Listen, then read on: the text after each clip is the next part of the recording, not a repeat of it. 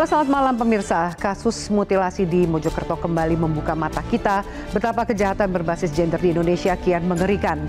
Korban adalah perempuan, pelakunya adalah orang terdekat, dan motifnya tidak jauh dari ledakan emosi hingga desakan ekonomi. Mutilasi bukan sekedar menghilangkan nyawa, tetapi juga memotong rasa kemanusiaan, menyisakan trauma yang panjang bagi keluarga dan masyarakat. Sejumlah data akan kami tampilkan sebelum kita mulai pembahasan di top issue pada malam hari ini. Kami mengajak Anda untuk melihat mutilasi adalah salah satu bentuk kekerasan paling sadis. Hal pertama yang terjadi adalah pembunuhan atau penghilangan nyawa korban. Dan dalam banyak kasus, pelaku kemudian berusaha menghilangkan atau merusak jasad sehingga merasa tidak perlu melarikan diri. Kita lihat di kasus Mojokerto, kasus Tiara, bukan sekedar berita kriminal biasa. Peristiwa ini menjadi cermin masalah yang bisa dikatakan sistemik. Ledakan emosi negatif laki-laki yang dilampiaskan kepada perempuan, ada relasi kuasa yang timpang, hingga fenomena femisida, yaitu pembunuhan terhadap perempuan karena identitas gender mereka. Data Komnas Perempuan mencatat tren femisida terus meningkat. Dari 34 kasus di tahun 2017 melonjak menjadi 290 kasus sepanjang Oktober 2023 hingga 2024. Angka ini naik hampir 30% dibandingkan periode sebelumnya. Motif terbanyak adalah rasa cemburu atau bahkan emosi sakit hati mencapai 95 kasus. Faktor ekonomi juga dilihat cukup dominan, ternyata terjadi pada 39 kasus dalam 1 tahun terakhir. Pelaku terbanyak justru berasal dari lingkar terdekat korban. Ada suami yang tercatat dalam 71 kasus, pacar atau kekasih dalam 47 kasus, sementara anggota keluarga lain 29 kasus. Kita lihat bahwa data ini menegaskan betapa rentannya posisi perempuan dalam sebuah relasi intim. Jika kita lihat dari usia, korban terbanyak berada di usia rentang 26 hingga 35 tahun. Di kategori itu, angkanya mencapai 26%. Disusul usia 19 sampai 25 tahun sebanyak 20%. Artinya, perempuan muda dan produktif menjadi rentan menjadi korban. Relasi kuasa yang timpang terlihat jelas pada pasangan intim, suami, istri, kekasih, menyumbang hampir 38% kasus. Diikuti ada teman, rekan kerja, hingga anggota keluarga inti. Ketika superioritas laki-laki merasa terancam, entah karena bisa jadi ekonomi atau penolakan dari pasangan, agresi sering muncul dan menjadi respon primitif untuk menegaskan kembali dominasinya. Karena itu femisida tidak bisa dipandang sebagai sebuah kasus kriminal biasa. Negara dituntut menghadirkan keadilan restoratif agar proses hukum bukan hanya menghukum pelaku, tetapi juga ada proses pemulihan untuk keluarga korban. Sekaligus juga mencegah siklus kekerasan yang terus berulang. Lalu apa yang mendorong tindak kejahatan sadis ini? Ada emosi, ekonomi, atau ada faktor lain yang lebih dalam? Bersama saya Afiana Malik, top issue malam hari ini kami membahas mengenai mutilasi Mojokerto, luka ganda femisida di balik krisis ekonomi.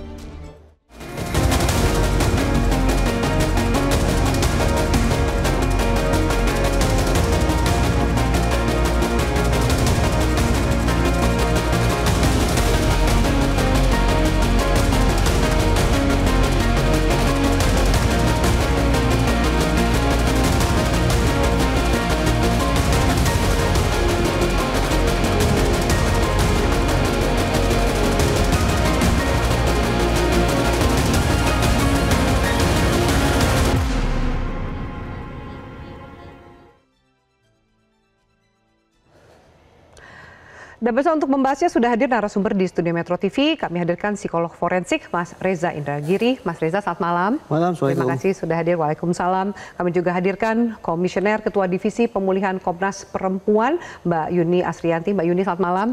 Terima kasih sudah hadir. Dan pemirsa, melalui sambungan Zoom kami menghadirkan AKBP Ihram Kustarto, Kapolres Mojokerto. Pak Ihram, selamat malam. Selamat malam. Baik, terima kasih Bapak sudah bergabung dan kami hadirkan juga sosiolog dalam dialog ini Pak Suprapto. Pak Suprapto, selamat malam.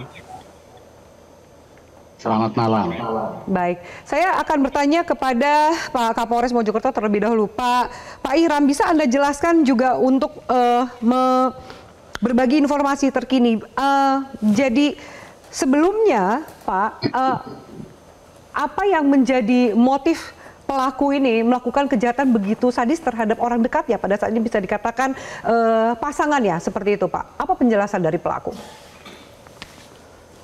Terima kasih Mbak Fiani Malik selaku host pada kesempatan malam hari ini. Yang saya hormati para narasumber. Dalam hal ini hadir pakar psikologi forensik Bapak Reza Indragiri Amriel. Selamat malam Bapak. Beliau merupakan pahlawan tanpa tanda jasa kami. Izin Bapak, saya mahasiswa PTIK Angkatan 59. Yang saya hormati pakar sosiologi kriminalitas Bapak Suprapto. Yang saya hormati juga komisioner selaku Ketua Divisi Pemulihan Komnas Perempuan Ibu Yuni Asriati, dan tentunya seluruh pemirsa Top News Metro TV sebangsa dan setanah air yang insya Allah semua dirahmati Allah Subhanahu Wa Taala.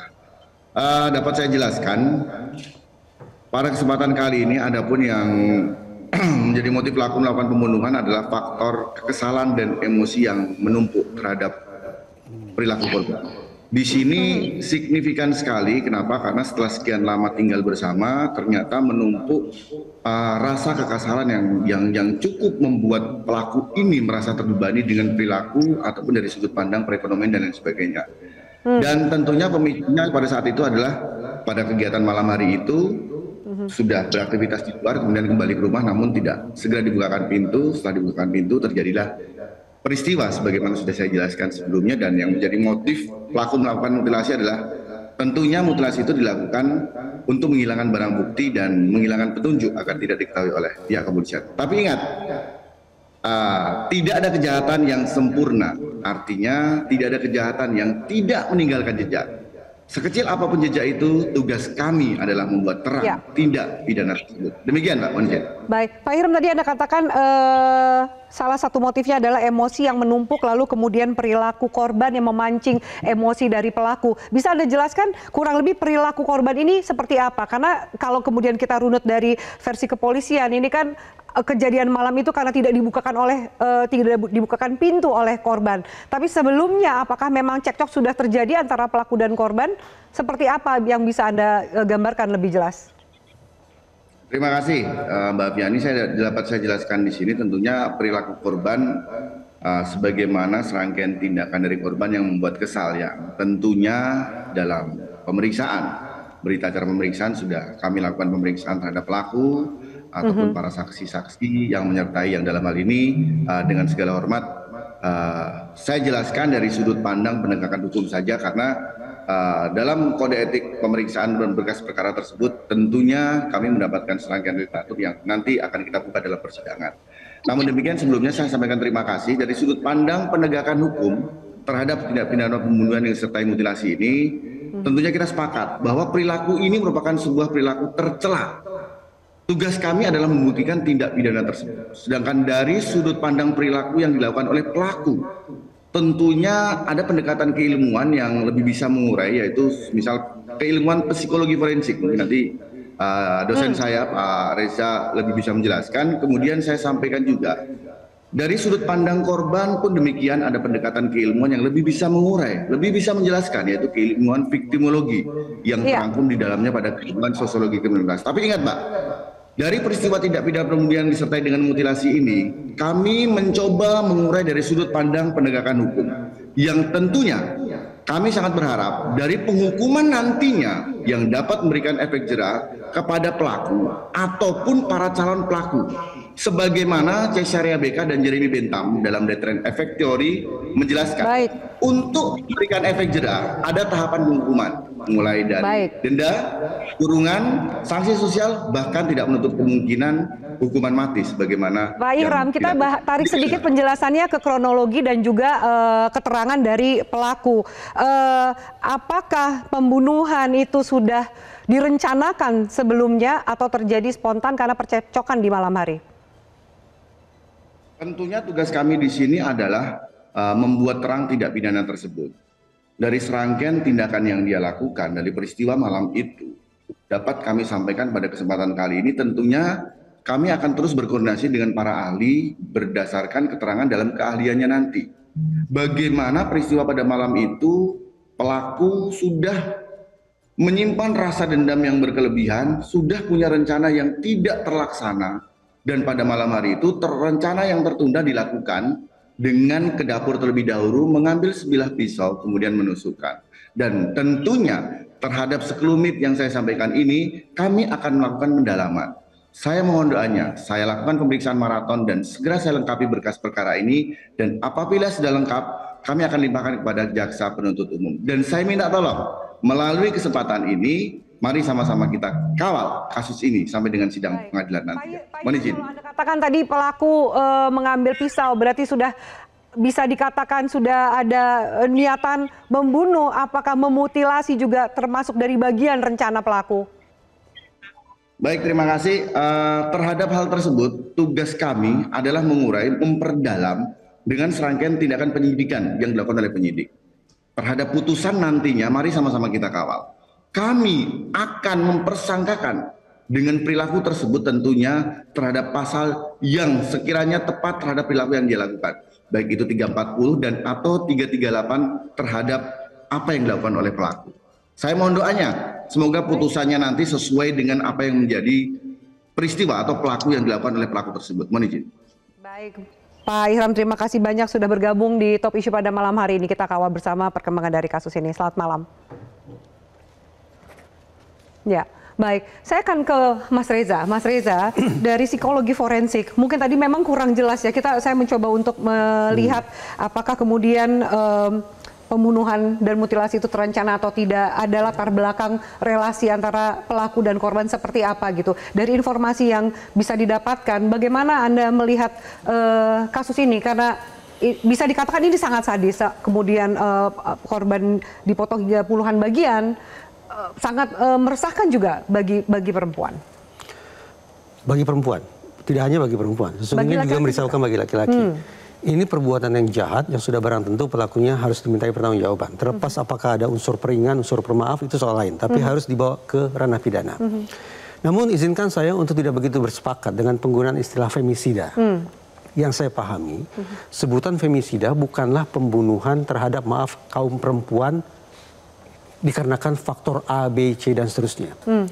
Sebuah peristiwa atau rangkaian peristiwa bisa disebut sebagai femisida ketika mengincar para perempuan semata-mata karena jenis kelaminnya. Misalnya, sekian ribu tahun silam, bayi-bayi perempuan tanpa melakukan apapun, bayi-bayi itu dikubur hidup-hidup.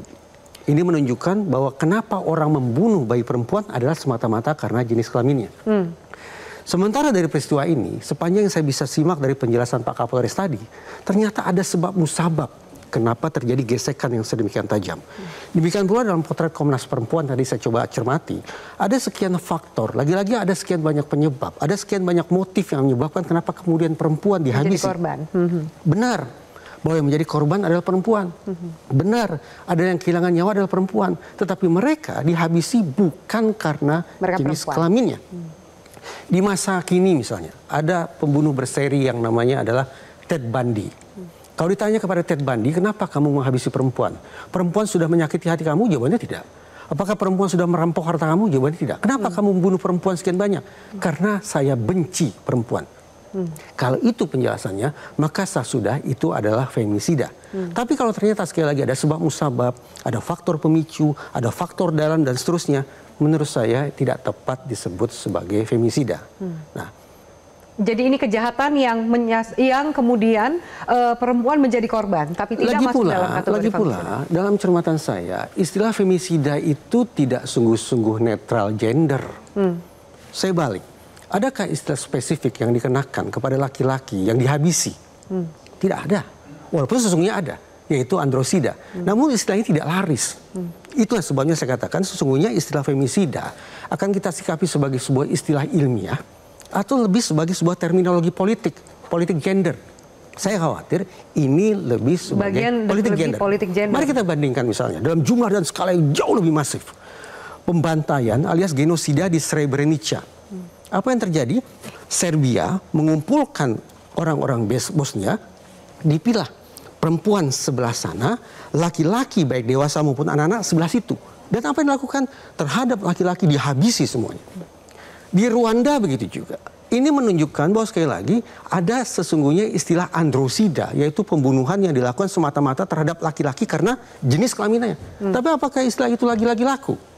Kita diskusikan, tidak. Jadi izinkan saya, ini peristiwa yang menyedihkan, memprihatinkan. Saya bersepakat dengan Pak Kapolres, upaya penegakan hukum harus maksimal. Tapi penggunaan istilah feminisida menurut saya tidak sungguh-sungguh terukur. Oke, baik. Saya minta tanggapan Mbak Yuni melihat juga tadi angka kejahatan yang memakan korban adalah perempuan ini semakin meningkat. Apakah kemudian Anda setuju atau punya tanggapan lain, terutama soal terminologi femisida ini? Pemirsa, usai jeda, tetaplah bersama kami.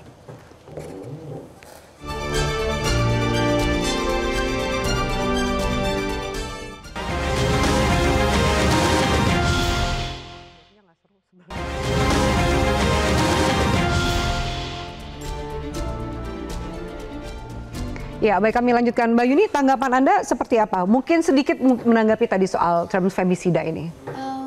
Baik, tapi mungkin saya pertama pengen nanggepi dulu tadi yang disampaikan oleh Pak Kapolres. Boleh, ya, silakan. Soal saya kira ini di forum ini penting ini untuk kita meluruskan. Dari kasus mutilasi ini, mari kita lihat akar masalahnya, bukan fokus pada korban.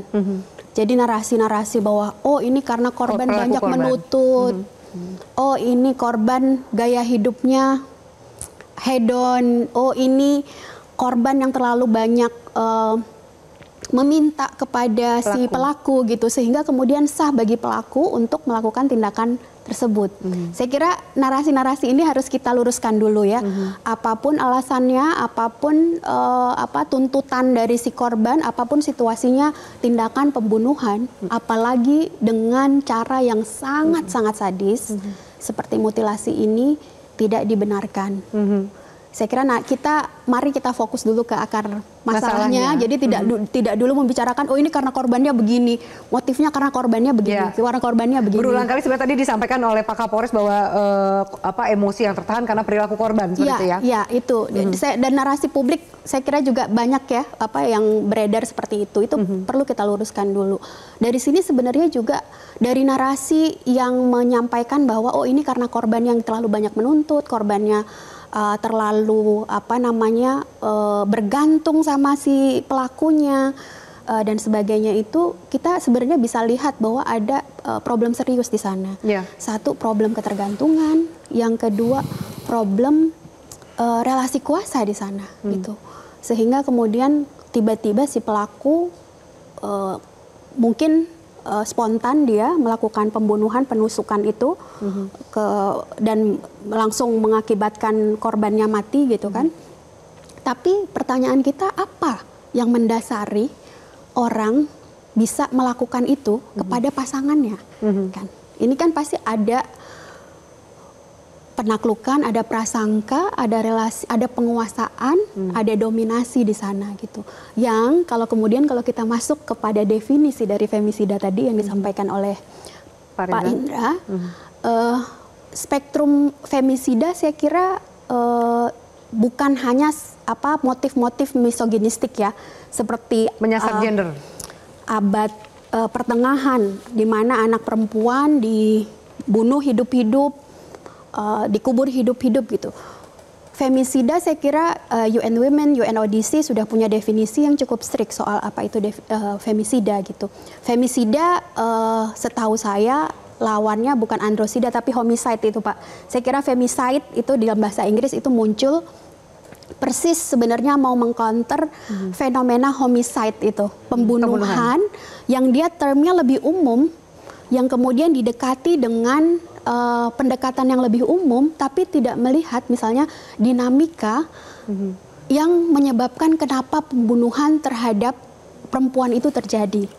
Salah satunya misalnya ada problem relasi kuasa, lalu kemudian ada problem tadi anggapan bahwa pasangan saya, pacar saya ini adalah milik saya. Pacar saya ini bisa saya kuasai. Pacar saya ini harus takluk pada saya sehingga saya kemudian berhak untuk memperlakukan dia apapun yang dia suka gitu.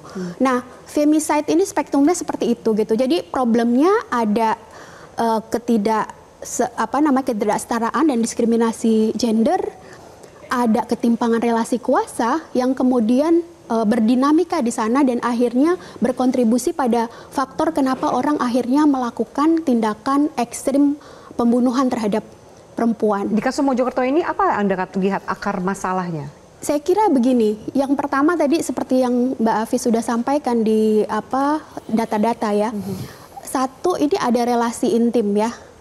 Kalau dalam pola-pola femisida, saya sih percaya bahwa tindakan pembunuhan ini bukan kekerasan yang pertama kali terjadi. Maka tadi saya kira pertanyaan dari Pak Indra sangat penting tuh, yang tadinya harusnya dijawab sama Pak Kapolres. Bagaimana relasi dinamika mereka relasi pelaku dan korban. Ini kan problemnya kita hanya mendengar versi pelaku, sehingga kemudian pelaku bilang, oh karena korbannya banyak nuntut nih, karena korbannya begini gitu kan. Kalau tadi seingat saya kan Pak Kapolres sempat menjelaskan bahwa cekcok sudah sering terjadi. Nah, misalnya seperti itu cekcok sudah sering terjadi. Kita nggak bisa dengar suara korban karena korbannya sudah meninggal dan kita nggak tahu apa yang terjadi gitu. Tapi dalam pola-pola femisida, femisida adalah eskalasi, biasanya adalah eskalasi dari berbagai bentuk kekerasan yang sudah terjadi. Ya. Entah itu kekerasan secara verbal, entah itu kekerasan secara psikis gitu, yang kemudian terakumulasi dan sampai kemudian bertemu pada titik, pada momentum penghilangan nyawa. Penghilangan nyawa ya, hanya gara-gara nggak dibuka pintunya. Itu kan sebenarnya alasan sangat sepele banget ya, sebagai manusia ya, yang bisa mengontrol emosi ya, yang normal bisa mengontrol emosi gitu kan.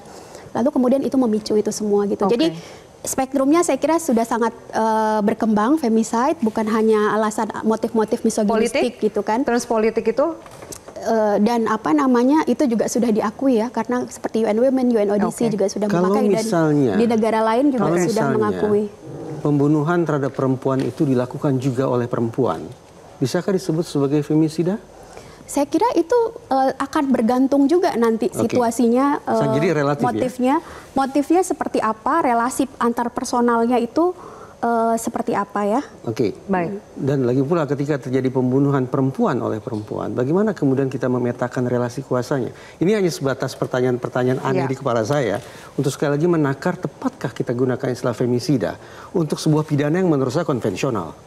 Sekali lagi, jangan tafsirkan bahwa saya tidak punya perasaan. Tapi menurut saya ini bukan sebuah kejahatan luar biasa, bukan kejahatan kemanusiaan. Dan masuk kategori femisida. Tapi menurut saya merupakan pidana konvensional. Oke, baik. Saya tanya tanggapan dari Pak Suprapto lebih jauh di luar dari pembahasan perbedaan pendapat soal femisida ini. Bagaimana Pak Suprapto melihat soal masyarakat, sistem sosial kita, termasuk adakah Anda melihat kaitan dengan kondisi beban ekonomi? Belum sampai pada ada kaitannya dengan beban ekonomi.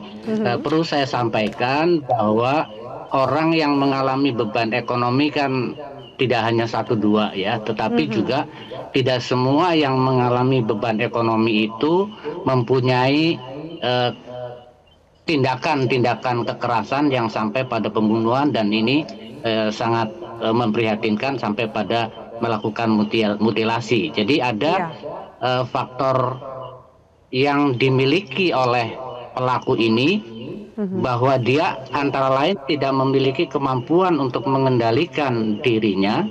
Kalau kita pinjam bahasanya Pak Reza gitu ya, kecerdasan emosionalnya saya kira ini berada pada taraf rendah. Yang pertama harus mampu memahami dirinya, yang kedua itu mampu mengendalikan diri, ketiga mampu memahami orang lain, dan keempat mampu mengendalikan orang lain.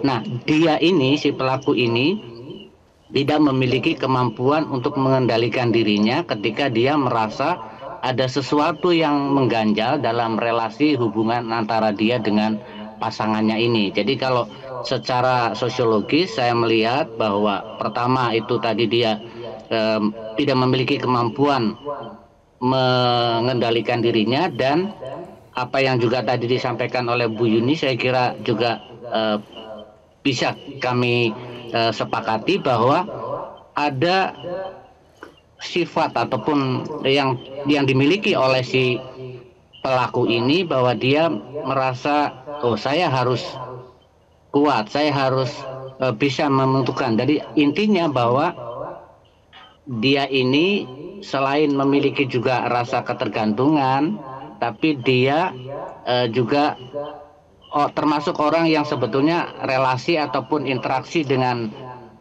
pihak lain itu sangat terbatas gitu ya. Jadi tertutup sehingga lalu memiliki fanatisme tinggi. Kalau istilahnya tadi Bu Yuni ada ketergantungan, dan ditambah dengan lalu ada akumulasi ketidakcocokan dia dengan pasangannya ini, sehingga lalu muncul ada konflik-konflik yang pada suatu saat lalu meledak, dan ledakan itu terjadi pada saat dia datang tidak dibukakan pintu, dan apalagi misalnya ada tuntutan permintaan. Tetapi saya sepakat juga bahwa kita jangan hanya melihat peristiwa itu gitu ya, tetapi apa yang terjadi di balik peristiwa sehingga dia kemudian mengalami ledakan emosional sehingga lalu melakukan tindakan pembunuhan dan kemudian diikuti dengan mutilasi. Ya, demikian. Pak Suprapto, kalau kemudian kita melihat banyak sebenarnya meningkat data yang tadi saya sampaikan, kasus kekerasan yang perempuan menjadi korban, lalu kemudian juga kasus mutilasi juga sudah sering naik ke pemberitaan. Apa sih yang menyebabkan kenapa kasus ini angkanya semakin meningkat, dan mungkin apa yang terjadi dengan masyarakat kita ketika kemudian semakin sadis bahkan bisa melakukan mutilasi kepada orang terdekatnya? Ya, kita memang menangkap ada peningkatan baik kualitas maupun kuantitas ya. Kualitas dalam arti modus operandi atau cara melakukan tindak kekerasan dan pembunuhan itu makin meningkat, dan juga jumlahnya juga mengalami peningkatan. Yang pasti bahwa ada faktor internal dan faktor eksternal. Faktor internalnya adalah bahwa orang itu memang memiliki kondisi yang sekali lagi tadi sifat yang tidak bisa terkendali ketika mengalami kekecewaan, kemudian dia juga tidak mempunyai tempat untuk berbagi permasalahan gitu ya, untuk sharing dengan orang lain, relatif tertutup dan memiliki fanatisme tinggi terhadap pasangan ini, sehingga ketika ada ancaman bahwa ini akan tidak baik di akhirnya, maka dia lebih baik mengakhiri pasangannya itu ataupun menyakiti dan akhirnya sampai terjadi pembunuhan gitu. Ya. Tetapi yang kedua, kita juga tidak bisa ungkiri bahwa banyak sekali gitu ya tayangan-tayangan ataupun pengaruh-pengaruh dari luar yang memberikan inspirasi tentang cara-cara melakukan tindak kekerasan yang kemudian sampai pada tindak pembunuhan ya. Jadi sekali lagi penyebabnya adalah bisa dilihat dari dua sisi, baik dari sisi internal maupun sisi eksternal. Baik. Demikian. Baik, Mas Reza, untuk menyambung tadi tanggapan dari Pak Suprapto, kalau kita dari Mas Reza Indragiri sebagai psikolog forensik melihat karena apa yang membuat mutilasi itu menjadi pilihan kalau kemudian orangnya terdekat, tentu ada histori gitu kan ya. Bersama ini kan kalau tadi Pak Suprapto katakan kan nggak semua yang memiliki pasangan ada agresivitas ke sana, yang memiliki permasalahan ekonomi juga ada agresivitas ke sana. Apa yang Mas Reza lihat dari mulai banyak sekali berita mengenai mutilasi? Kok serem sekali ini? Mutilasi memang menyajikan sebuah gambaran yang amat sangat mengerikan begitu ya. Tetapi jangan salah kaprah, pokok persoalannya bukan pada mutilasinya, tapi pada pidananya. Orang ini dibawa ke ruang sidang nanti bukan karena saudara terdakwa melakukan mutilasi, bukan. Tapi pasal yang dikenakan ke dia, sebagaimana tadi sudah dijelaskan dengan sangat jernih oleh Kapolres, orang ini akan diseret ke ruang sidang dengan pasal 338 dan 340. Berarti pokok masalahnya bukan pada mutilasinya, tapi pada pembunuhannya. Kalaupun muncul pertanyaan, lantas bagaimana cara kita menghentikan mutilasi? Hentikan pembunuhannya. Karena hitung-hitungan di atas kertas tidak akan terjadi mutilasi kalau tidak ada pembunuhannya. Tapi oke lah, sekarang kita berbincang tentang mutilasi. Kenapa ya sampai ada orang yang sanggup melakukan aksi cacah-cacah daging seperti itu? Penjelasannya dua. Pertama, mutilasi sebagai sebuah ekspresi susulan dari perasaan negatif yang seolah tidak akan bisa dilegakan atau dipuaskan hanya dengan mencabut nyawa orang lain. Perasaan lega itu seakan-akan baru bisa muncul setelah aksi mencabut nyawa orang lain disusul dengan kekerasan atau kesadisan berikutnya. Itu ekspresi perasaan negatif. Sementara teori yang kedua, mutilasi tak lebih tak kurang adalah sebuah cara instrumental. Untuk apa? Setiap pelaku kejahatan niscaya ingin menghindari pertanggungjawaban pidana. Meloloskan diri dari lubang jarum. Caranya bagaimana? Menghilangkan barang bukti. Bagaimana cara menghilangkan barang bukti terkait dengan orang yang sudah dicabut nyawanya? Adalah seperti ini, lewat mutilasi. Jadi dalam teori yang kedua ini, mutilasi tidak ada sangkut pautnya dengan perasaan negatif, dendam, marah, benci, cemburu, sakit hati, dan seterusnya. tapi justru produk pemikiran yang sangat rasional, sangat jernih dalam rangka menghindari pertanggungjawaban pidana. Dalam kasus ini bagaimana? Kalau kita pakai asumsi yang dipakai oleh Mbak Yuni, bahwa ini spontan, tadi beliau katakan begitu, maka perkiraan saya, mutilasi yang dilakukan betapapun itu sangat kejam, tapi sepertinya lebih sebagai sebuah cara instrumental untuk menghindari pertanggungjawaban pidana ketimbang sebuah ekspresi susulan dari sebuah perasaan negatif manusia. Jadi itu terencana, terfikirkan, bukan sebuah reaksi yang spontan. Kalau beliau katakan spontan, maka kata perencanaan menjadi sangat bertolak belakang, karena di dalam KUHP pun itu pembunuhannya yang tadi saya bilang, yang tiba-tiba marah, datang, lalu kemudian membunuh. Oh, ya. Nah, kalau pembunuhan pembunuhannya spontan. Tapi kalau mutilasinya saya kira itu bukan tindakan yang spontan ya. Tadi saya karena katakan, itu harus terencana. Kalau pembunuhannya dikatakan spontan, praktis ini bukan 340. Bahkan mungkin tidak 338. Tapi turun ke penganiayaan yang mengakibatkan orang meninggal dunia. Jadi maaf nih Mbak Yuni, saya yakin Mbak Yuni menyampaikan dugaan-dugaan tadi itu dengan penuh empati. Tetapi ketika kita coba kaitkan ke pasal-pasal dalam KUHP, justru pemikiran itu bisa mendekonstruksi kerja dari Polres Mojokerto. Itu satu.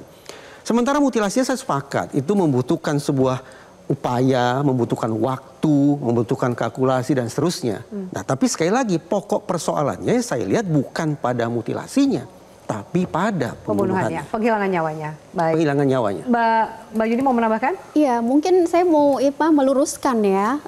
Spontan tadi, kata spontan yang saya pakai di awal adalah sebenarnya mau menjelaskan soal tadi rangkaiannya dengan bahwa oh ini ada masalah, nggak bisa dibuka gitu, ketika nggak mau buka pintu, lalu ketika pintu berhasil dibuka, karena ada prasangka, karena ada cara pandang bahwa ini pasangan saya ini, pacar saya ini adalah milik saya bisa kontrol, saya yang berkuasa atasnya, maka kemudian dia tidak setuju atas perlakuan dia si tidak korban. setuju, lalu kemudian dibunuh. Konteksnya konteks seperti itu ya, bukan konteks datang langsung di spontan maksudnya, tapi dalam konteks ditempatkan bahwa ada situasi, ada cara pandang yang diliputi oleh cara pandang tadi ketimpangan relasi kuasa yang menganggap bahwa pasangannya, pacarnya itu adalah milik dia gitu. Dan semua kejahatan yang korbannya adalah perempuan, semua memiliki cara pandang itu? Saya kira memang penting untuk diperiksa satu persatu. Tidak semua pembunuhan terhadap perempuan itu masuk dalam kategori femisida.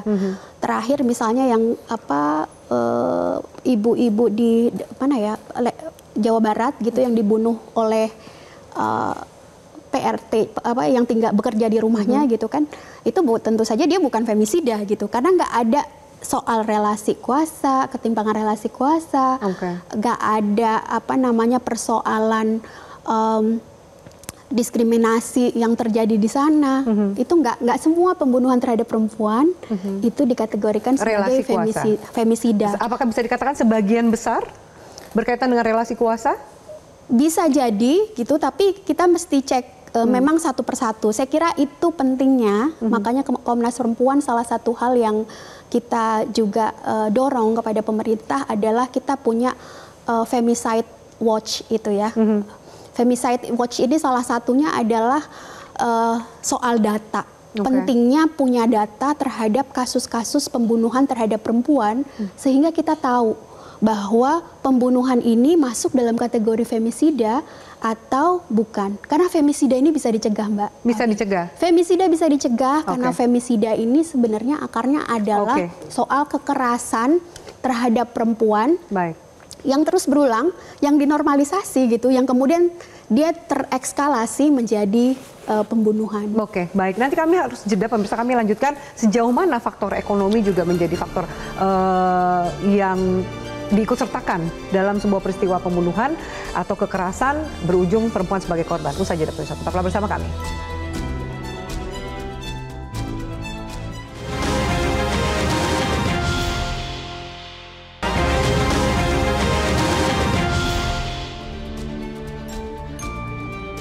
Baik, saya kembali ke Pak Suprapto. Pak Suprapto, kalau kemudian tadi sempat dibahas soal relasi kuasa, lalu kemudian memang banyak sekali kasus yang muncul ke pemberitaan, ini berkaitan dengan ekonomi. Bagaimana Anda melihat, apakah benar relasi kuasa ini menjadi faktor yang dominan, atau Anda melihat ada faktor lain yang menyasar perempuan sebagai korban kejahatan? Ya, relasi kuasa memang merupakan salah satu saja ya dari faktor penyebab tindak kekerasan ataupun sampai pada pembunuhan yang dilakukan oleh seseorang, dan itu memang biasanya terkait dengan teori konstruksi sosial, bagaimana masyarakat itu mengkonstruksi pria itu seolah-olah dominan dan menguasai perempuan seperti yang tadi digambarkan oleh Bu Yuni ya. Tetapi saya kira tidak hanya karena relasi kuasa gitu ya. Faktor ekonomi memang juga mempengaruhi aspek sosial maupun psikologis. Seseorang yang tidak memiliki, ketika kita banyak melihat misalnya kasus bahwa ketika orang sedang berjaya, temannya banyak, sementara ketika dia sedang terpuruk, banyak teman yang kemudian menjauh. Nah, ini yang kemudian menimbulkan kegelisahan tersendiri bagi seseorang. Dan kegelisahan itu atau kecemasan yang memuncak bisa menyebabkan seseorang menjadi kehilangan daya pikir rasionalnya gitu ya. Dan juga lalu self confidence-nya akan menurun dan disertai dengan kemampuan daya pikir rasional yang melemah, sehingga lalu muncullah tindakan-tindakan kekerasan atau tindakan-tindakan tidak terkendali sampai pada tindakan-tindakan kekerasan yang kemudian sampai pada pembunuhan ya. Jadi kalau saya menangkap peristiwa ini itu memang itu bukan sesuatu yang direncanakan sejak awal, misalnya bahwa ketika dia datang ke rumah pasangannya, dia datang ke kontrakannya itu akan melakukan tindak kekerasan itu ya. Tetapi ketika dia kemudian mau masuk, kemudian sulit, misalnya lama dibukakan, lalu sangat mungkin ketika masuk juga ada percecokan. Jadi itu akumulasi itu yang membuat lalu dia melakukan tindak kekerasan, dan memang ditopang dengan kegelisahan ekonomik tadi, sehingga lalu mudah tersulut tindakan-tindakan emosionalnya. Pak Suprapto, ketika Anda katakan tadi mungkin ada cara pandang bahwa menempatkan pria sebagai pihak yang lebih dominan dan itu turun ke sebuah relasi yang lebih privat, dan apakah bisa dicegah gitu ketika relasi kuasa ini? Bisakah kemudian Anda melihat ada sesuatu yang bisa dilakukan untuk mencegah lebih jauh?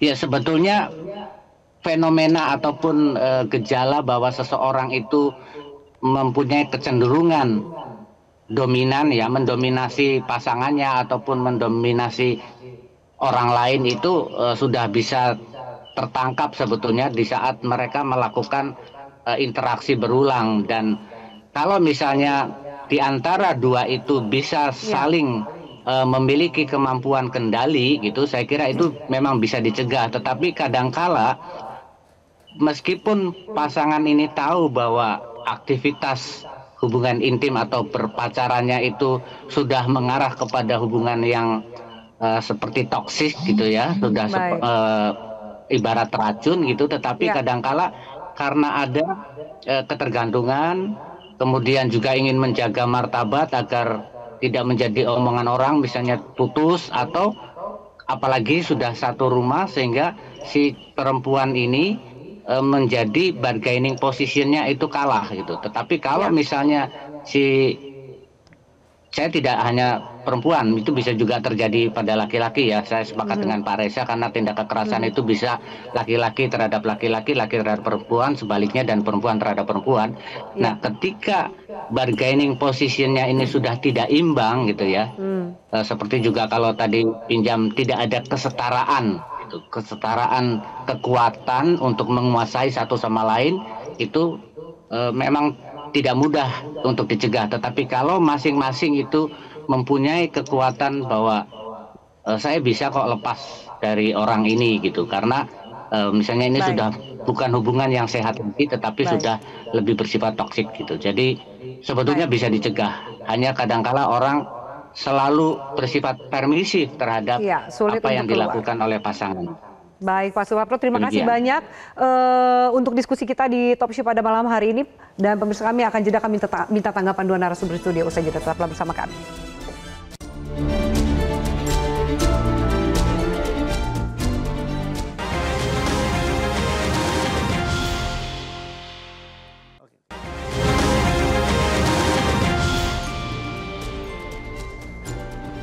Baik, Mbak Yuni, tadi Anda katakan bahwa ini bisa dicegah, kasus kekerasan yang perempuan yang menjadi korbannya. Seperti apa dan apa yang bisa dilakukan oleh perempuan ketika masuk dalam lingkaran itu?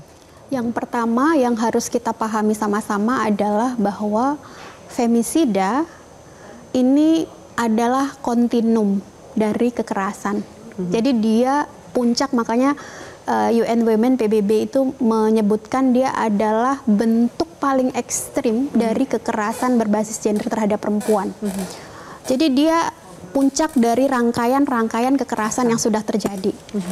Nah, rangkaian-rangkaian kekerasan yang sudah terjadi sebelum sampai kepada pembunuhan ini sebenarnya dia bisa dicegah ya. Pertama, dicegah kalau misalnya akses layanan untuk perempuan mencari pertolongan. Once dia mendapatkan kekerasan pertama dan mendapatkan layanan yang baik, itu tersedia. Seringkali kita tuh perempuan sudah mengalami kekerasan, sudah melapor, ingat kasus yang di Bekasi ya, sudah melapor tapi karena responnya tidak memadai, aparat penegak hukum tidak responsif, yang ada adalah dia harus bertahan dan kembali dengan kekerasan tersebut. Yang itu kemudian terakumulasi lagi menjadi kekerasan dan akhirnya pembunuhan. Lalu yang kedua, saya kira secara kultural kita juga harus mulai berhenti menormalisasi kekerasan terhadap perempuan ya. Karena kita bilang, oh wajarlah dia dibentak gitu, wajarlah dia dipukul, wajarlah dia dimaki sama pasangannya atau suaminya gitu kan, karena dia berperilakunya seperti itu. Itu sebenarnya bagian dari normalisasi yang kemudian kalau dia bertumpuk-tumpuk, berakumulasi menjadi kekerasan yang lain, ujungnya salah satunya adalah yang paling ekstrim adalah pembunuhan terhadap perempuan ini. Jadi yang pertama, satu, kita mesti benahi, PR banget, membenahi sistem layanan kita untuk perempuan yang mengalami kekerasan. Lalu yang kedua, saya kira sudah saatnya tadi kalau Komnas Perempuan menyerukan kita punya Femicide Watch, kita harus mulai bisa pendataan soal jenis-jenis pembunuhan yang dia pembunuhan biasa atau dia pembunuhan yang ada kaitannya dengan gender gitu. Supaya apa?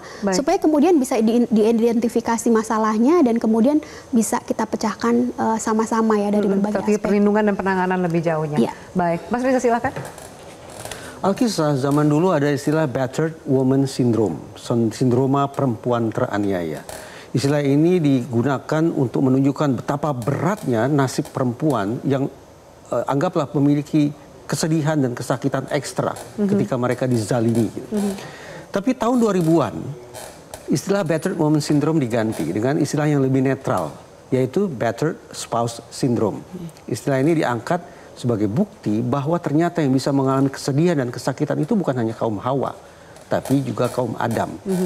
Uniknya, ketika dibawa ke ruang persidangan, tetap saja laki-laki yang teraniaya kemudian melakukan kekerasan spontan terhadap pasangannya tidak mendapatkan peringanan sanksi. Tapi sebaliknya, perempuan yang sudah melakukan kekerasan spontan kemudian mencoba membela diri di hadapan hakim dengan mengatakan saya adalah korban yang teraniaya, dia akan mendapatkan peringanan hukuman.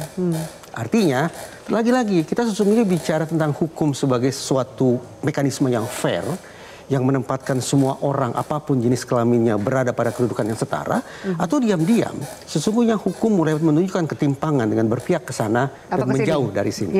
Ini kita bicara politik atau bicara ilmu sesungguhnya. Atas kemudian lalu apa yang bisa dilakukan untuk mencegah? Minimal pembahasan kita pada malam hari ini adalah perempuan yang menjadi korban. Saya bersepakat bahwa kaum perempuan perlu mendapat perlindungan. Sebagaimana kaum lelaki juga mendapat perlindungan. Kaum lelaki juga perlu harus didorong berani melapor ke penegak hukum ketika mereka menjadi korban. Terutama ketika pelakunya adalah lawan jenis. Ini akan menunjukkan kepada kita semua bahwa otoritas penegakan hukum semisal Polri tidak hanya punya unit perlindungan perempuan dan anak, tapi juga membuka diri untuk melakukan penanganan terhadap perlindungan lelaki dan anak. Saya tahu perkataan saya ini tidak akan populer, tidak akan dibeli orang, tapi saya hanya ingin menempatkan kembali hukum pada posisinya yang non-diskriminatif. Oke, baik. Terima kasih banyak, Mas Mungkin Reza. tambahan saya kira Silakan. ini perlu diluruskan ya, karena saya kira berbasiskan Responnya langsung diterima. Silakan. situasi, saya kira kerentanannya saat ini yang paling banyak perempuan ya. Angka kekerasan paling banyak perempuan. Mungkin nanti situasinya kalau misalnya korban kekerasan berbasis gender terhadap laki-lakinya lebih banyak, Pak.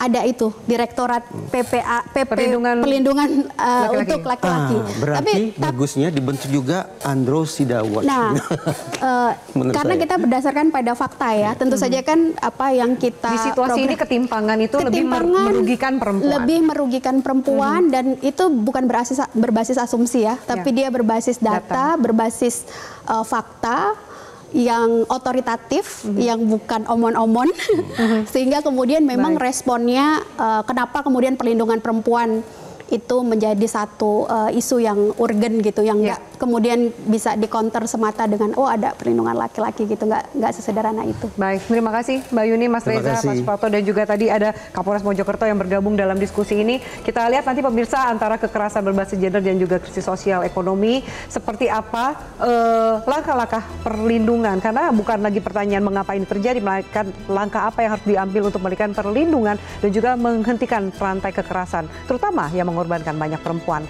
Saya Ferdinand undur diri, selamat malam pemirsa, sampai jumpa.